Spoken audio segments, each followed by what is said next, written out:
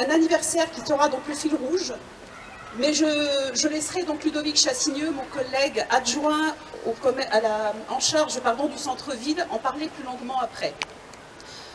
Parce que c'est un anniversaire, nous avons décliné le jardin comme tel, avec le gâteau, le champagne et une bouteille à hauteur de l'événement.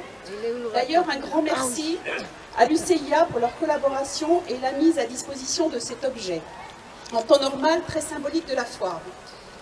Un panneau expliquant le nom de la ville et son histoire est également présent. Pour rappel, ce jardin éphémère a différentes vocations. Animer le centre-ville sur plusieurs semaines en créant l'étonnement, rendre la place Foch fleurie et attractive, mais aussi mettre en valeur notre savoir-faire et notamment celui des services du cadre de vie de la ville avec qui j'ai l'honneur et le plaisir de travailler au quotidien. Ce résultat est donc le fruit d'un travail de création, de réalisation mené par la direction du cadre de vie, aidée aussi de la direction de la communication et du centre-ville. Ce travail a également été rendu possible par l'appui de partenaires comme Artgraph, qui a permis la création de tous ces mobiliers innovants présents sur le jardin. Je citerai enfin les magasins Cercle Vert et Broulovel pour la mise à disposition de fournitures et plantes, et enfin la menuiserie Hubert pour la fourniture de planches sciées. Ce travail collectif se prépare à l'avance et demande du temps.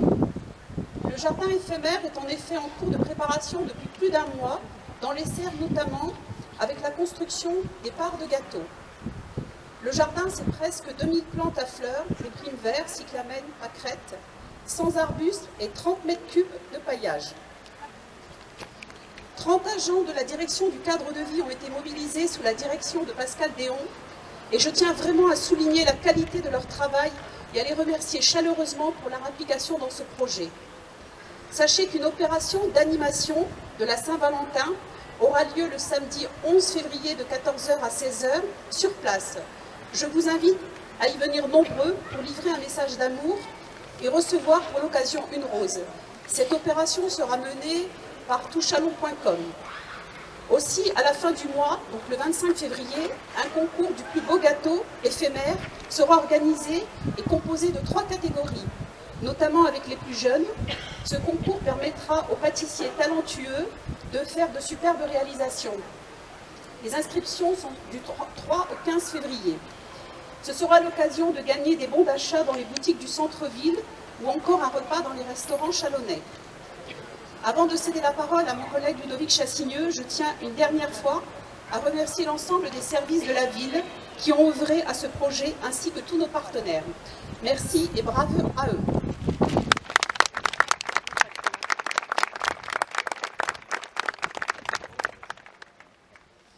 Merci Fatima, bonjour à tous. Je voudrais m'associer aux remerciements qui viennent d'être faits par Fatima à l'égard du cadre de vie. Je les remercie d'avoir su s'adapter à une commande un peu tardive, mais l'occasion était trop belle grâce au partenariat de l'UCIA qui nous a gentiment prêté cette bouteille hautement symbolique de la foire, symbolique du champagne et donc symbolique de cet anniversaire des 20 ans. Que tout le monde soit rassuré, elle n'a pas vocation à devenir un bar en permanence sur la place Foch. Elle est là dans un premier temps pour accompagner le jardin et puis nous vous réservons peut-être quelques surprises dans les semaines qui viennent. Comme l'a dit Fatima, les 20 ans, c'est les 20 ans du changement de patronyme, c'est le fil conducteur, c'est le fil rouge des animations qui se dérouleront au centre-ville tout au long de cette année 2017 et jusqu'au début d'année 2018. Pour faire un brin d'histoire, je vous rappelle que c'est un décret du 16 décembre 1997 donc, qui a fait de Chalon-sur-Marne, Chalon-en-Champagne un retour au patronyme historique comme on aime à le dire. Donc un certain nombre de surprises vous sont réservées tout au long de l'année. Bien sûr, comme d'habitude, il y en aura plus à partir des beaux jours.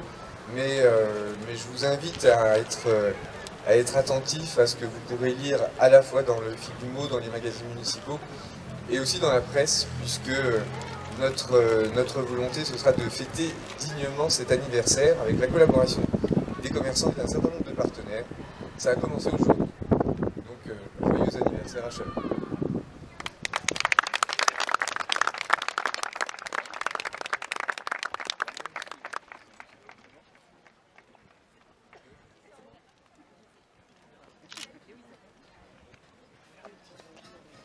Mais j'ai le privilège de vous annoncer qu'il y a un petit coup à boire qui vous attend au grand salon.